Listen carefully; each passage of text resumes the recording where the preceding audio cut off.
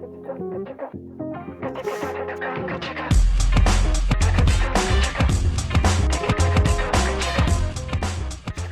again, everyone. Welcome back to your favorite podcast that asks all the difficult questions and hopefully hurts feelings along the way. This is Woodworking is Bullshit. I'm your host, Paul Jasper, scientist by day, woodworker by night, and I'm joined by my two co-hosts.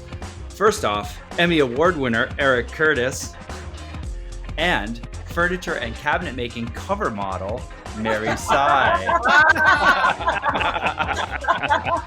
Nice one. Not inaccurate. You two, what great things you guys are doing. Honestly, really.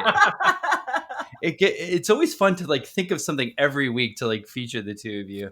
Sometimes they're embarrassing. That was easily your best intro, hands down. Sometimes they're embarrassing. Sometimes they're praisatory. Well, this week we have a special guest. And that special guest is Keith Johnson, KJ Sawdust. We asked Keith to be on the show for several reasons. First of all, because we love Keith. And when I say love Keith, Eric, come on now, admit it. When I say we love Keith, I mean the three of us love Keith. We care about this guy. He's amazing. He's an amazing friend. He's an amazing woodworker. And in addition to our communal love of Keith, he's just so gosh darn good looking. Well, that too. It's definitely hot in there. A little bit.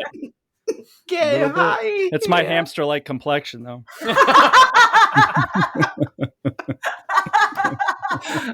Shaved hamster-like complexion. Keith, that blue light in your studio does you no favors with that. Yeah. It's transparent with that light. My blood type is mashed potato. It's very, very white. Keith, that is not a scientific blood type. I'm sorry. Are you sure? Okay. So, the reason we asked Keith to be on the show today, this is not your typical Keith Johnson interview type of guest podcast. We asked Keith to be on the show because we think he can speak uniquely and directly to the question that we have today. So let me start with the question, and let me say why we think why we invited Keith specifically. So, as you know, we start with the question. Today's question is, drum roll, how to find your own artistic voice. So that's actually a quite difficult topic because I think a lot of us struggle with it. I think everyone struggles with it at some point. Sure. I know. Now, some people find it eventually. They probably don't feel like they find it, but they do. And, life is, okay. But, I think most of us are in the struggle. And so we thought this would be a good episode to talk about, well, how do we find our artistic voice? What is the struggle? What are the roadblocks and the difficulties? And we thought Keith could speak directly to this topic, as of course the rest of us can as well. But, Keith, we've known Keith a long time and we've watched him, and he's definitely, well on his path of finding his artistic voice. And I think he's in the middle of it. I don't know that he's done. Certainly not. I don't know that any of us are ever done, but certainly Keith's in the middle of it. And we thought Keith could speak directly to this topic. So Keith, welcome to the podcast. And thank you so much for joining us. Thanks for having me. This is great. Mary?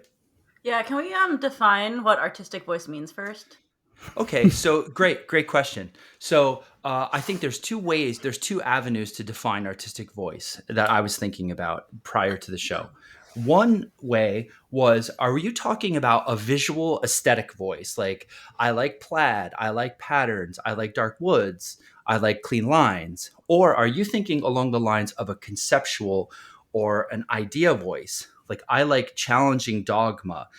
I like to make people think about this topic. I like to make people question things about their own reality. So let's start by saying there's probably two paths. Like, one's a more visual aesthetic path, and one's, I guess, like a little bit maybe more difficult to pin down conceptual path. Okay. So with that, we thought maybe we start with the beginning. So I would ask the listeners to think for a minute, like, how do you begin to start to find your artistic voice? Where do you even start? And I can speak to how I started later in the episode, but I just want you to take a moment to think, have you started? How did you start? Or have you yet to start? And now I'll ask Keith and say, Keith, how did you start, and what difficulties did that give way to shortly after you started? So, I mean, I've been kind of woodworking for 30 years or so. Started in 7th or 8th grade. And back then it was, you were assigned projects. It wasn't like, hey, come up with something and go build it. So we were almost given our artistic journey back then. It was like, this is what you're going to build, and here are the plans for it. So when I was younger, there was no such thing as the internet, cable TV. So I watched New Yankee Workshop all the time. Yes, I know. I'm quite older than you guys. Back in the days, we had 3 channels, children. I literally had to walk 2 miles in the snow to the bus stop. That is not folklore. Yep. Tuna fish cans on the feet, the whole deal. So because I lived in New England, in Boston, PBS was always on. So New Yankee Workshop, right? Which Norm is an amazing craftsman. I learned a ton from him, but his furniture style wasn't really anything extraordinary or something that you'd step back and say, wow, that's an amazing piece. It was just basic furniture. Nice, but simple. Shaker style, things like that. And as I started to want to learn more and how to become a better woodworker, I started working for a contractor, which again, you're not going to find an artistic voice doing siding and replacing roofs and laying flooring and installing windows. So I started building a little bit of furniture on the side. Nothing, again, my influences were construction and television, which was simple designs. So back then, I really liked, and I still do, I'm a big fan of cabinetry. I love kitchen cabinets, looking at the cabinetry, the clean lines, and because you can really screw up a kitchen cabinet if it's not done correctly with proportions and rails and styles and all these things. So as I started to build more of that stuff on my own, I really thought that was it for me. Like, this is where it's going to end. Like, I had picked up issues of Fine Woodworking magazine, and I would look at everything in there and say, there is absolutely no way I could ever build anything in here. And everything I like to do is paint grade. So what's the point in even looking at this magazine? So even as I got after college and was kind of building my own shop in my mother's basement at the time, I was still doing cabinetry and painted things. And that's just kind of was my comfort zone. And because I didn't have any other influences. Like now with social media and meeting friends like you who have the creativity, like beyond what I can even imagine, like there's so many more influences out there. And I didn't really start finding my artistic voice or where I wanted to go with my furniture until Instagram about, I don't know, 6 or 7 years ago. And I saw what other people were building. And I was kind of blown away. I was like, holy cow, I need to start doing something better than building boxes and doing built-ins. Because I got to the point where I was, you can always get better, but I had really kind of maxed out on how rewarding things were and how creative I was getting. So as I started to see what other people were making, number one, it was very intimidating because I'm like, geez, my brain just doesn't work that way. How am I going to come up with these designs? Like some of them look simple at first glance. So I'm like, why am I not coming up with these ideas of blending these different mediums and different shapes together? And it's because my background was in boxes and squares and rectilinear things. So it has been over the last 5 or 6, 7 years. And as Paul and you guys, we've become better friends. You've probably seen me like completely shift away from things. And a lot of it is because of the influence from you guys. And, I don't like to look at things and just copy them. I think it's not a cop out, but, we want to be original. And we all want to be original in what we present to people. So someone doesn't say, oh yeah, I've already seen that. You ripped that off from somebody else. And it's very difficult because I know you guys have talked before, like everything's already been done, which maybe, but there's still plenty of things I see that are quite original and that I've never seen before, and just building off of other things that already exist. And, the term make it your own, which I think is still a very rewarding thing and very possible, because you can take the smallest idea from someone else and just completely go off on your own and give your own spin to it. So how do you go about doing that, Keith? Like if you're saying that you don't think you're naturally creative, which I identify with. I don't think that my brain naturally works that way. I think it was a skill that I had to learn. But you're developing that skill currently, right? Mm-hmm. How do you take that seed of an idea and transform it, transfigurate it into something that is unique? Well, Eric, that gets into the solutions to the problem. We haven't even fully fleshed out the Getting problem. greedy. He's like, I love Keith. Sorry, I got to put the brakes on that. He's a dear friend of mine, so So- I'm curious to hear. All right, his so process. I promise we'll get to his answer on how he handled that. But before that, I want to ask all of you, Eric, Mary, Keith, can you tell me what you feel like was your biggest obstacle or struggle with finding your artistic voice? So Keith, since you started, why don't you say what your, number one most difficult struggle has been? It's coming up with the initial design, not the project I want to build. Like, hey, I need a coffee table. I want to build a coffee table, but I want it to be the badassest coffee table around. And, I'm not an artist. My sketches look like my freaking cat did them. And even if I come up with a rough sketch that has even the remotest limited legibility, I don't have the brain power to come up with 10 other iterations to keep refining that design. And this is why I make prototypes a lot. And, Mary, I know, has spoken to this too. Like, I only have limited time in the shop, even though now it's my full-time job. I have plenty of time out there, but I don't want to spend all this time building something and at the end go, well, that sucks. I really wish I had spent more time initially refining the details before coming out here and wasting all this labor and lumber. See, I've got no problem at this point in my life making a piece of shit. No. Me too.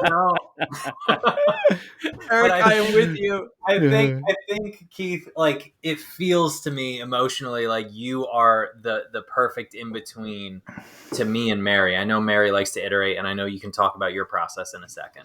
But I can't iterate because I'm not capable enough as an artist to make all of these renderings, to draw 7 different ideas. They have to live in this kind of purgatorial existence for a while. I come up with a concept, I come up with an idea, and it has to just iterate in my brain until I see the form in my head in this kind of ethereal thing that I go like, that's the idea I can play off of. And then I go do the best thing, the best version of that I can. And that's why I'm okay with it being a piece of shit in the end, if that's what it ends up being, because I'm like, I did my damnedest attempt at that. But for me, Paul, to answer your question, I think it's finding the concept or the direction, the initial idea that pushes me forward into excitement. It's that struggle of like, I know the thing that I want to express, and especially early on, I didn't know how to identify what was good from what was bad. Like, what's a good idea? What's a bad idea? What will work and what won't work? I didn't have the tools or the skill set to identify those things. So that was the biggest struggle. And at this point, I have that skill set. So it's that long, sometimes very aggravating process of like seeing the thing in my brain and going, that's not the right idea yet. And then just waiting and being patient enough to stumble upon the idea and go, there it is. Okay, now I'm going to go forward. Yeah. That's a frustrating process sometimes because it can take hours, days. Sometimes it takes weeks and months. Yeah. Yeah, I think Mary, how about you? for me, like I risk sounding a little arrogant, but like I can usually tell when something's a good idea or a bad idea. However, my biggest obstacle is making sure it is living up to my own standards. So yeah, I'm often like iterating and just saying it's not good enough. It's not good enough. And like Keith said, like I don't want to build something unless I am really happy with it, because I don't have enough time in my life to make things that I'm not happy with. And that's been the biggest issue. So I can get stuck in a cycle of just keep redesigning. And that's when I do need people like Eric to tell me to like go start making things or like start modeling like little prototypes or whatever. And that helps kick me out of the cycle sometimes. But yeah, overall, that's been my biggest obstacle, I think. It's okay. And Paul, I want to hear your process too. But I just want to say for all of the people out there who are like Mary, it's okay to make a mediocre object. Like that's totally fine. Yes, Yep. I know that, and I've been doing it lately just because I like have to get in the shop and do something, but it's just hard for me to accept. Sure. All right. Paul, So what are your thoughts? What are your hurdles? my biggest struggle to design, uh, is that I have to. Well, either Eric, like you, I just don't have the nugget to start it. But then when I find the nugget, it all rolls. So sometimes it's like searching for the nucleation point that like starts everything, right? And the other thing I struggle with is like I have so many ideas that come so quick. What did you say? I said there's a scientist. Nucleation. This is a perfect juxtaposition of our educational background. You hit nucleation point, and I hit purgatorial. Like God this. damn it. Okay, fine. That nugget to start the anyway. It's either that or it's like I get the ideas start coming so fast, and then I'm like, "Fuck, who's gonna build it?" Yeah. Like I don't want to build all this stuff. Yep. Like God damn, because it's gonna take me the next month. I want to see how it turns out because it's an exploration. I don't want to have to build everything myself. I want like I want a little elf out there who can just like, I'm just like, talk to the elf. Hey, Dobby, go make that shit. All right. Hey, Dobby is a free elf at this point. You can do whatever the fuck you want, okay? He's a union guy, actually, so you're gonna have to talk to the shop steward. A living wage these days, baby. Okay. They're all in a union now. All right. So now that Dobby's a free elf, I just want. So I've thought about some other obstacles and struggles, and I want to list them. I like categorizing lists and kind of condensing things into like frameworks that we can think about. So I have like 5 other struggles and obstacles that I think maybe our listeners can relate to, and I want your react. Let me read the 5 of them, and then we can you can pick and choose which one you want to react to because I think they're all worthy of reaction. Number 1. I just have no original ideas. It's all been done before. Everything I think about is just like something that's been done before.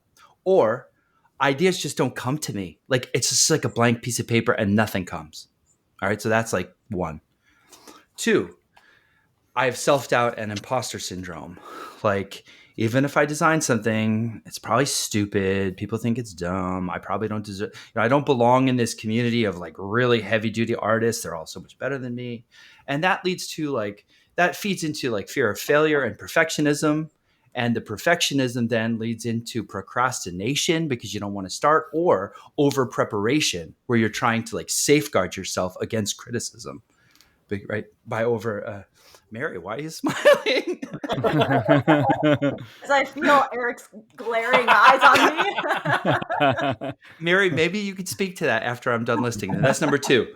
Number 3, lack of interest in general, or and I think it's like I don't care. I don't want to make my own stuff. I don't give a shit. Like I've heard people say that, and I think that may be that truly is not your interest, or it's just a lack of fluency and a lack of training. Because I think if you were to have those tendrils of excitement and interest, touch you, you would be interested. Number 4, this is contributed by Keith. I tend to waffle. I have too many ideas.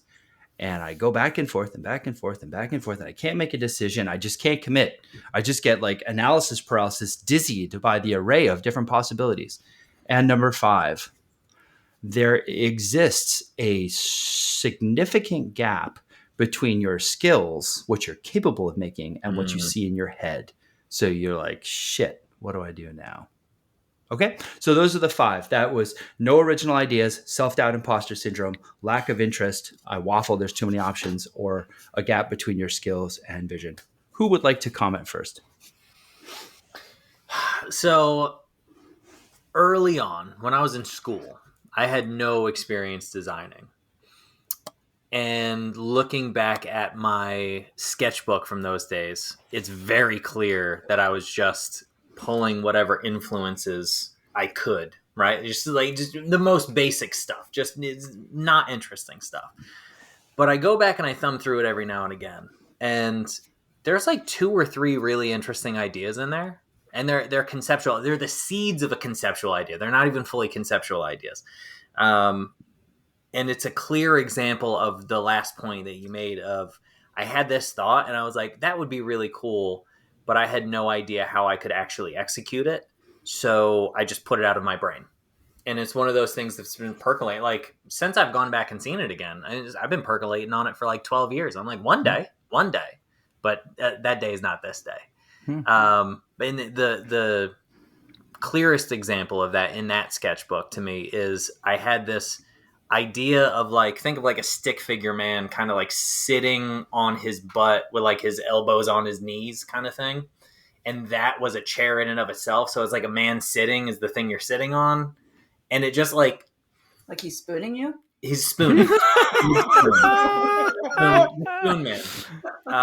There you go. And it's a clear example of like, I had this thing that like, it's got layers, obviously, you're spooning a man sitting. But I couldn't build that back then.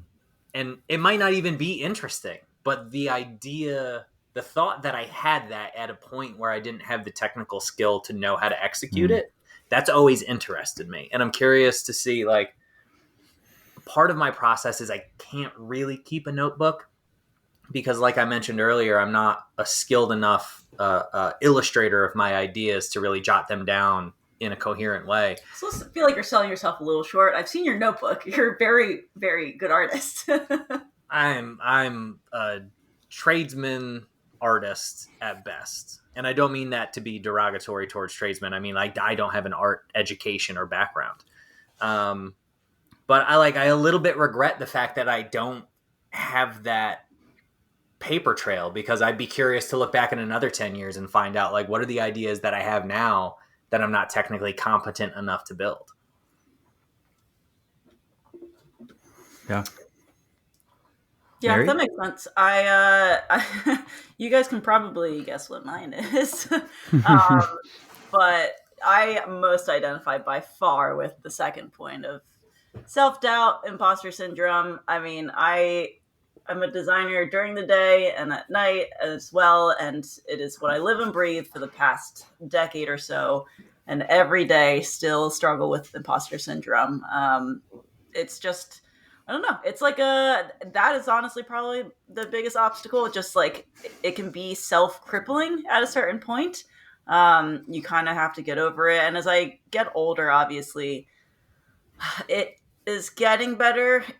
I've learned to deal with it and acknowledge it more as opposed to letting it control me. And a lot of what helps is actually reaching out to friends and understanding like your perspective and your voice as a designer. And I want to say like validation helps, but that's not the only thing. Like, it's not validation from others. Although I will say that is actually important. Mm-hmm. It's just, you can't rely on that as your only sense of validation, but from yourself too, just having the confidence to say, yes, I do actually think I know what I'm talking about. I think that I'm experienced enough and have made enough good pieces that I feel confident in this design. So it's a learning curve. I'm still dealing with it every day, but imposter syndrome is something that I think most people can relate to, especially as they see these like kind of intimidating pieces on social media or things that you wish that you could make, but you're just like, I have no idea how they even came up with that.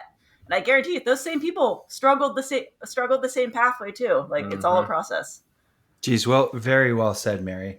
And because I love to have some research always. I actually looked up if there was research on imposter syndrome, and in fact, the research is actually in its like infancy because it's not recognized as a diagnosable thing yet, and people are making a case that it should be diagnosed as a thing. Does imposter syndrome have imposter syndrome? If that's not the title of this episode, I'm quitting the podcast. Mary with the zinger. So, Mary, you might be interested to hear some of the statistics on this. That do you guys want to guess what % of people identify in the general population as having imposter syndrome? Keith, you first. I mean, I'd say around 50%. Eric? I'm going to say 35. Mary? 60? Between 60 and 80%. That's bullshit. I don't believe it. That's you're in the 20%. Eric, that's the What a beautiful bunch thing of about losers. that's the beautiful thing about data. The numbers Eric, don't lie. That's the beautiful thing about data. It doesn't give a shit about your opinion. So, You're the one causing the imposter syndrome. Neither does Mary, so here we are. second of all, does it happen more in men or women? Keith? Oh, I think that's women. Eric? I would agree, but I don't want to get canceled. Mary? Too late. Mary? No, we'll only cancel Keith. It's fine. Mary? I would agree. I would say women. It's 50-50. Oh. Sorry. That's the right answer. That's what I should have said. I think the women are just more forthcoming about their feelings because men are emotionally stunted. Okay, next. Yeah, that's part of our charm, Paul. Yeah. Does it improve with age or not? Keith? Yes. Ooh. I would say like what improves with age is not giving a crap. So yeah, I would probably say Eric's a improves with yes. age, yes. Yep. Mary? Yeah, I think so. I mean, it kind of depends. Like, if you switch careers super late in life, then I could see it, surging again. But yeah, I would say overall you're more confident in your experience in life. All right. I agree with that anecdotally, although you're not going to like the answer. Some studies say yes, some studies say no. It's kind of it's not clear what the conclusion is about that. 2 more points. It's more frequent in ethnic minorities. And it's often related to the parenting style of your parents. Sure. Yeah. Surprising. That's not surprising. What is the parenting style that encourages? It's often related to either abuse in some form, either physical or mental, or extreme criticism. Mm-hmm. Mary's smiling again. I think we're getting to the bottom of Mary's problems here. Okay. Let's try to do a therapy session all of a sudden. Mary, why don't you lay on the couch there and we'll really delve deep into this. I can pull down. Not what I meant. That was not a metaphor, by the way. All right. So, Eric, you've talked about the gap between skills and vision. Mary, you've talked about self-doubt and imposter syndrome. Keith, you had no original ideas come to me, right? They just don't. I don't know. They're just not there. I guess I would say it's a little bit of ideas just don't come to me, and it's a bit about gap between skills and vision. Like, I want to draw beautiful things. I want to draw like photorealistic shaded shit. I don't have the skills. I don't know if I just can never get them, or it's just I don't have them now. But it frustrates me so much because there's things I want to put on wood that it's like stuff, and I can't pull it off yet. And I've tried to draw a dragon like 15 times, and they all look like they've been like drinking too much on a street corner. They're like, it's terrible. This is an audio format, Paul. You don't have to talk about the way I look right now. It's really unfortunate. Right, so, without criticizing Eric more, I would like to talk about what are some of the solutions. Now, I think hopefully the listeners, I'm sure many of you have relate to or identify with some of those struggles about design. So let's talk about solutions. So, Keith, let's start with what your solutions have been to finding your way with your struggle of I don't see things, it just doesn't come to me. What have you found for your solutions?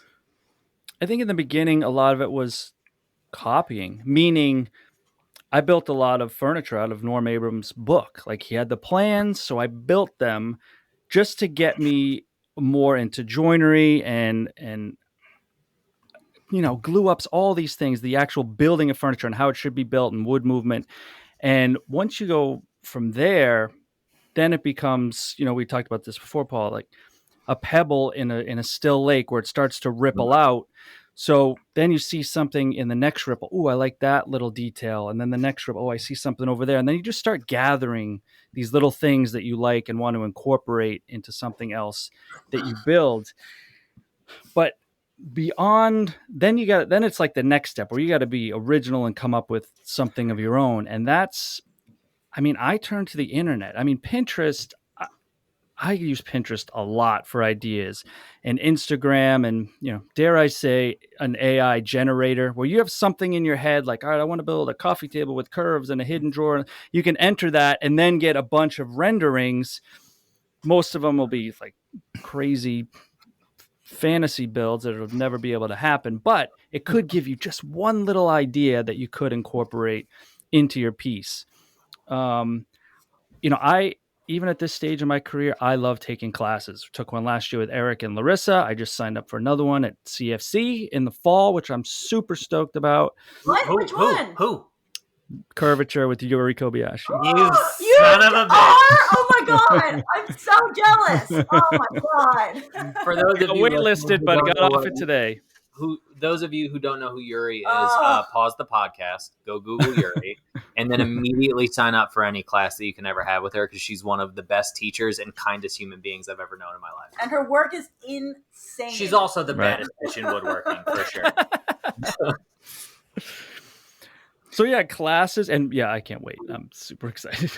Take great. a class, collaborate with a friend. Like, hey, let's go build something together, because you may have different ideas. Paul and I we're 2.5 years into this build of 2 whiskey cabinets, which will be completed this weekend. But I don't because but Paul and I spent, gosh, how many hours on the phone? We had an initial idea, right? And then we just kept refining it and coming up, oh, that won't work. What about this? That won't work. What about this? And just kept refining and coming up with different design ideas. But that also is what you just said, Paul. Like, you wish you had someone you could build all this stuff for you and you didn't have to. And, I'm not going to go off on a tangent here, because I know you don't like that. But that's where the CNC for you, like, changed the way you work, because you didn't have to do it by hand anymore. You could hammer out an idea and, like, that sucks, throw it off to the side, throw it in the burn pile, and you spent no labor on it. Well, to be fair, you did the shell of the whiskey cabinet, so you were my little elf. Right. But this is a point that I wanted to bring up earlier. Like, this is the Wendell Castle route, right? Like, you're talking about a guy who has innumerable ideas and has built a career off of sculptural forms, and got to a point where he didn't have the capacity to build the ideas that he had in his brain anymore because of age and the number of clients he had coming in. So he was one of the first guys in sculpture / woodworking to incorporate a 5-axis CNC, and people were all kinds of butthurt about it. And yet, like, he's one of the most prominent and influential furniture makers of the 20th century. Eric, that is an amazing lead in to what I was going to say. That is like, I couldn't have got you. scripted What a it better. segue. Right. Okay. So first of all, Eric, Keith, you said, I'm missing that starting nugget of an idea. All right. So I provided in our collaboration of the Stadia Whiskey Cabinet, I provided that through my, what do you call it? Obsession with the stadium shape and about curves. Do humans prefer curves? And it all started with a question. And we've talked about this in a previous episode. So that starts to get it, my answer for how you solve the problem, or how I solve the problem, which was develop a sense of curiosity. And some of you have it like well developed, and some of you have some curiosity, but like it's actually a skill. I don't think you either have it or you don't. I actually think it's a skill, curiosity. Mm-hmm. So do you allow yourself to go down rabbit holes? Do you allow yourself to ask dumb questions? I felt like it was a dumb question. Do humans prefer curves or straight lines? Like, it seems so stupid when I originally asked it, but in fact, the answer is anything but stupid. Make room in your brain. Give your life time to consider things. And this comes to one of our previous episodes, which is creativity and boredom. Do you give yourself the mental space to go down rabbit holes? So I think all of that feeds into this idea of curiosity, and curiosity leads to questions, and the answer to those questions leads you down a path, a journey through your making and through your art. And that's what I like to call, and Eric was already talking about this, like a theoretical underpinning. You see many artists who have a theoretical underpinning, like a thread that moves longitudinally through all of their work. So I have a few examples in mind, which is like Jeff Koons, he makes those, the balloon stuffed animal, many things. Like he's made many things. But for example, he did this, Eric. I know, Eric. I'm going to unleash you after I finish this. So he made the gazing ball paintings where he took like the Mona Lisa, he replicated it 3 times the scale, and put a gazing ball in front of it. And from a first glance, you're like, what the hell is that? He just copied the Mona Lisa and put a stupid sphere in front of it. But when you hear him talk about his theoretical underpinning, he's a little bit of a salesman. Yeah, he's kind of full of shit, but at the same time, that's a skill, and that is a skill. At the same time, what he says is, I wanted to draw the observer into the work and make it a collaborative art piece where they are part of it. So they have to see themselves within the context of the artwork. Okay. Takashi Murakami, one of my favorites, his theoretical underpinning was something called superflat, where he took 2D art from ancient Japan and reimagined it. And he also says, why are we distinguishing high art from low art, meaning like anime is like, I think that was considered, or commercial art, low art, as opposed to fine art. Like, why are we giving these different levels? Why don't we just flatten it all and just say it's art? And then there's like Mark Rothko, who I think many of you know. He made these paintings that were just like colored squares, and you see them and you're like, why did that sell for $50 million? And you're like, maybe it was 80. I don't know. He makes these colored squares and you think, what the hell is he doing? Like, what is this? Right. And then you read more about his theoretical underpinning, and he was trying to elicit different emotions by looking at colors. That was the theoretical underpinning. So my point is, curiosity leads to exploration and leads to you going down these lines of theoretical underpinnings that's then put a common thread through all of your work. And that has been my solution. I find myself very drawn to questions because as a scientist, I think that's just how my brain is wired. And so I go down rabbit holes without even trying. And next thing I know, I'm trying ideas in the shop that happened out of that. Eric, I promise to set you loose. I appreciate that, but I actually want to go last because you two hit on a common theme that I want to see if Mary touches on, because that was the first thing that pops into my head. Mary, what's your solution to some of the difficulties we raised?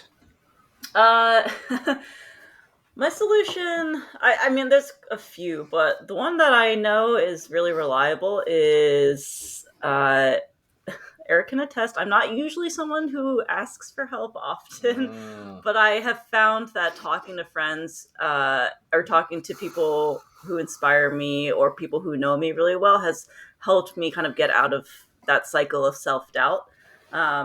It's not what I rely on as like the solution to get me out of that, but I think that it does help, especially like whenever I ask Eric, like, oh yeah, I did some of these sketches, like, what do you think? He can usually tell, like, this one speaks more to you, like who you are as a designer.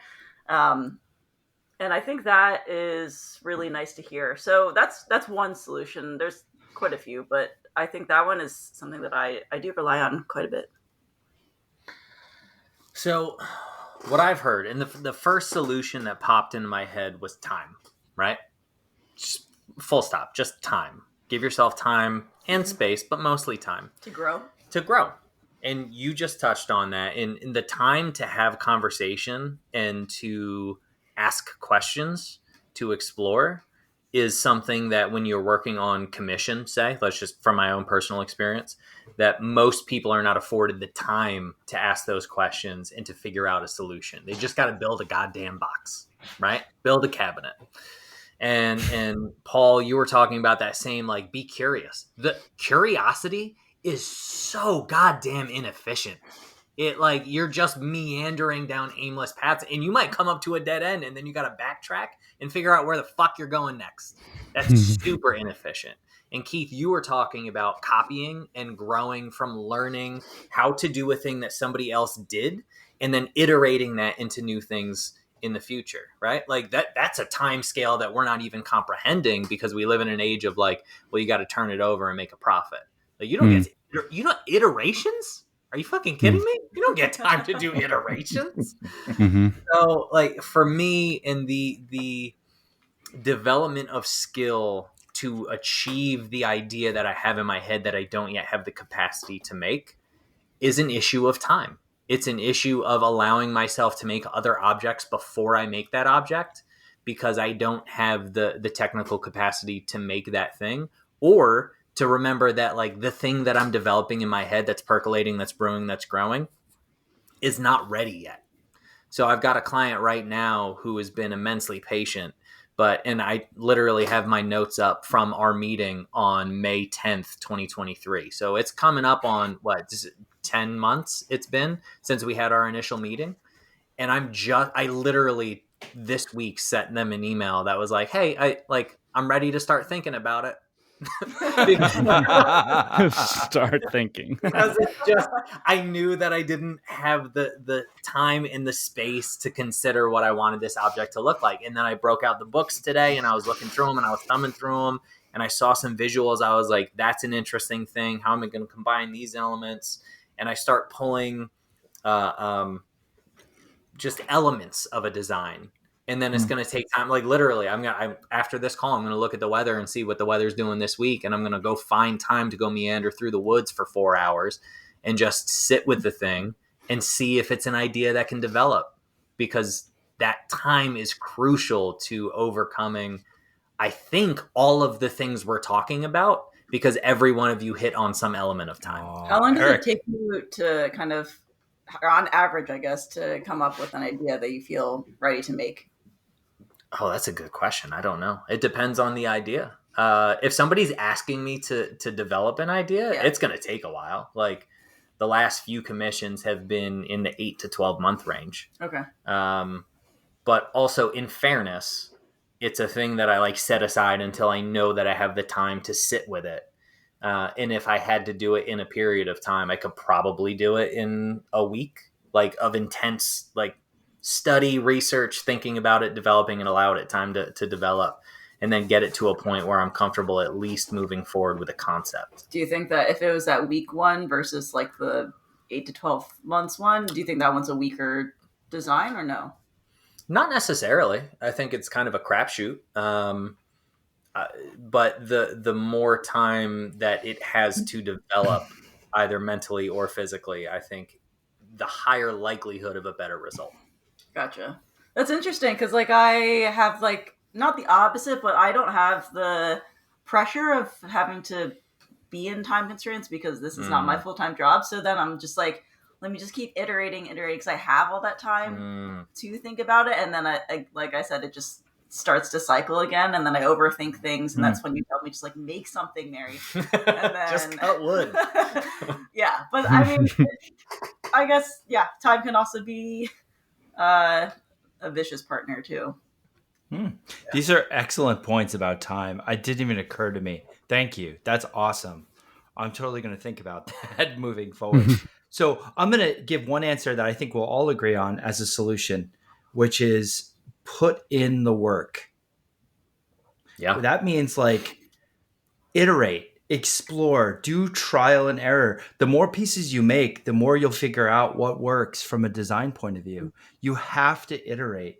And I would just say make a lot of fucking art. Just do it. Just make a lot. You'll figure out if it sucks. You'll figure out if you like it. You'll figure out if you hate it. I think putting in the work is everything. So I know Mary, I know all of us are chomping at the bit to explain it. Right? So I'll keep mine brief. I'll say I started Copper Pig when I wanted to, about 8 years ago, when I wanted to find my design voice. And I said, I can't make furniture that takes 300 or 400 hours each piece. I need to make smalls because I'll never make enough pieces to figure out what I like and what I don't like. That's why I make smalls. I used to make big furniture, but it's because I knew I needed to iterate. And Mary, I know you go through hundreds and hundreds of sketches. That's you iterating. Like, I mean, you may not be iterating in making it in the real world because you don't have that, that time because of, me too, like, because of our jobs, but that's iterating and that's putting in the time. Eric, go ahead.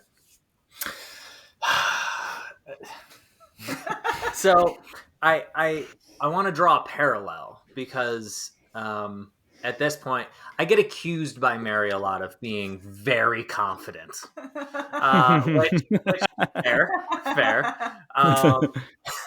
But I've also been doing this thing professionally for 12 years. I've known I've wanted to be a furniture maker for 15, 16, 17 years, something like that. But the thing that I decided last year, and Paul, you said smalls, and this is like, it's a volume game, right?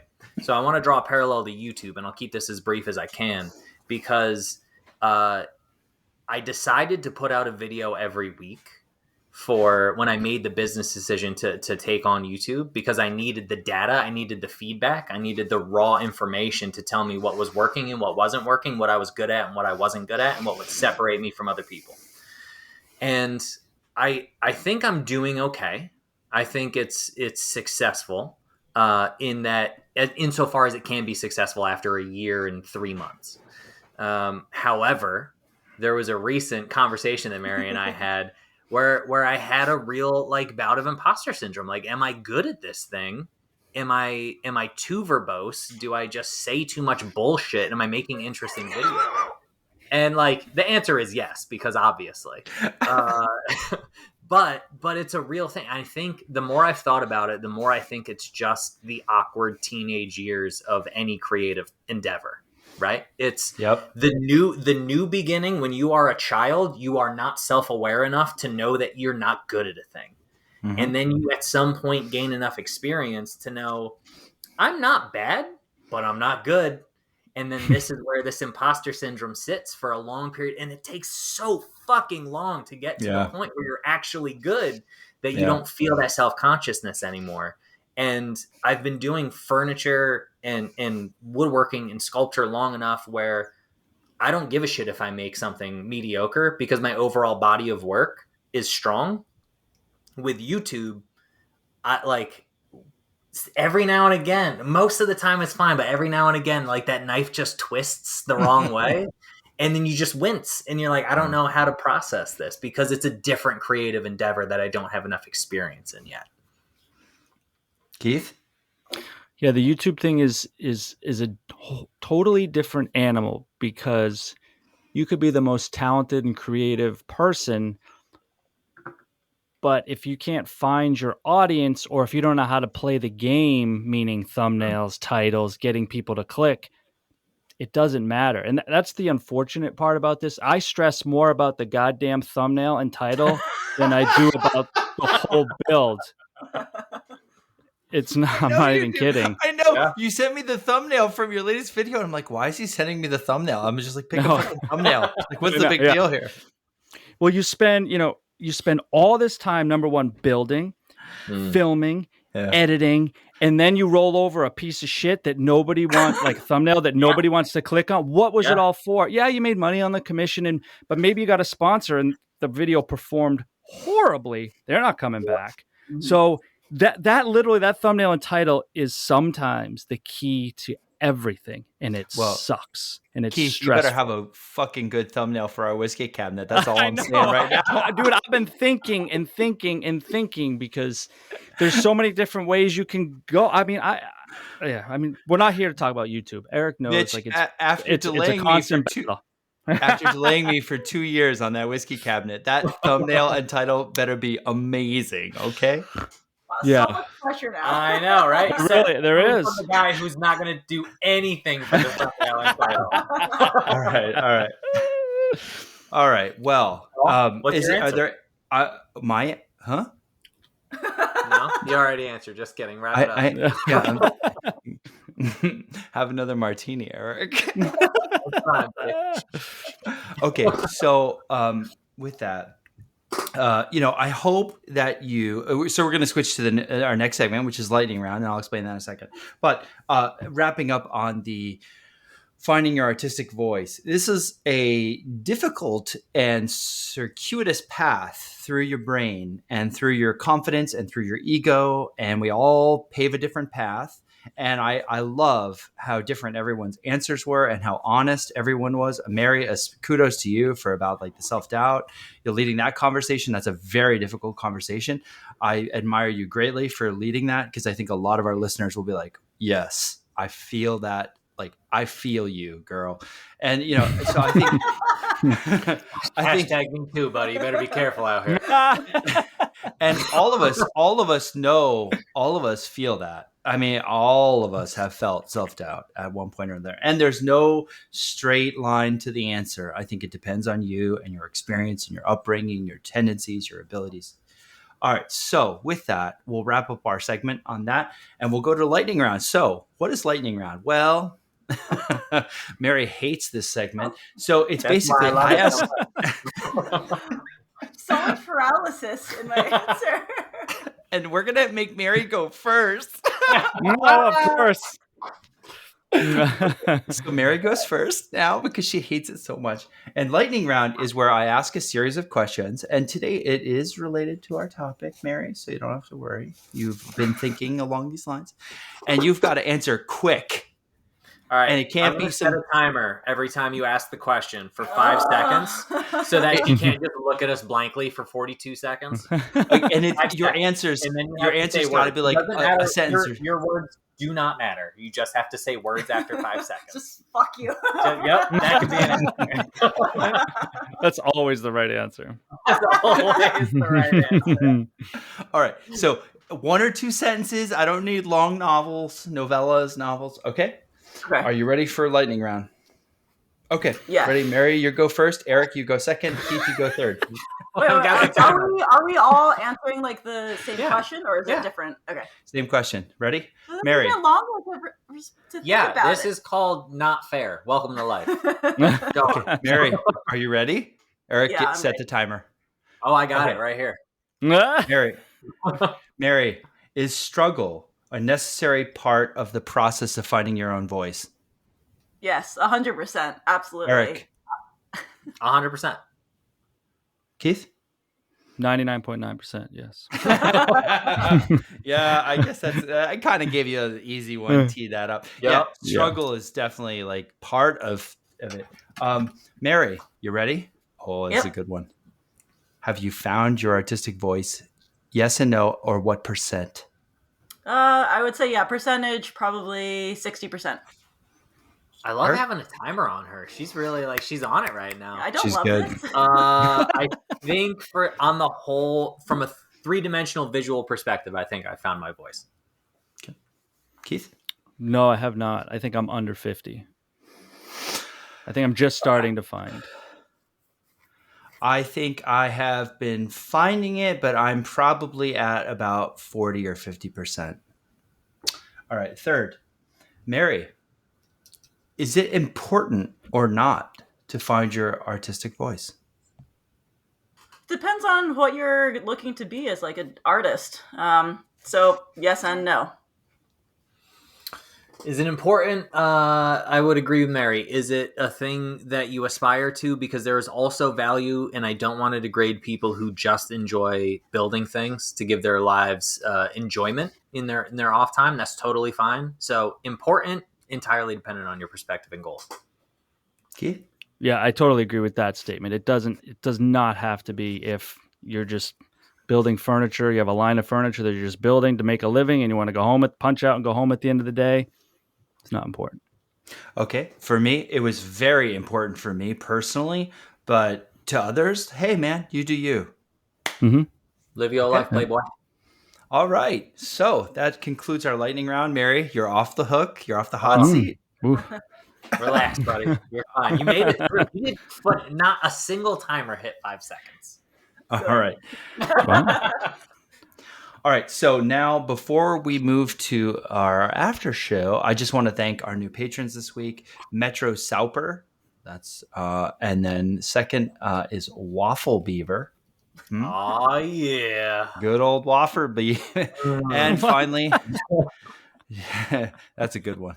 Derek Van. So many layers and textures on that one. Oh yeah. We're not going to go there. Nope. Derek. Not till the after show. Keep driving. Yeah. Derek Van Vliet. We appreciate the three of you joining our Patreon since the last show. I know we're a few weeks delayed, but make no mistakes, our appreciation is not delayed. It is now and current. So with that, We're going to transition to the after show, which you can be part of if you're a patron. And we decided today that we would let Keith decide what we discuss in the after show. Keith, please do the honors. Now, this question was posed to me, and I thought it was very good because the answers could be very different between all of us. If you could no longer make woodworking content but still had to be a content creator as a full-time job, what would you focus on? Is OnlyFans on the table? That's, It's probably under the table. I thought you already did that, though, so that can't be your answer. Ah, damn it. Okay, all right. There's always room for a second channel. On that note, thank you, Eric. You're very welcome. We're at the 55-minute mark. We will conclude our episode today on finding your own artistic voice. I want to thank you, Keith, very sincerely. The three of us absolutely adore you. We love you. We think you're an amazing maker. Eric?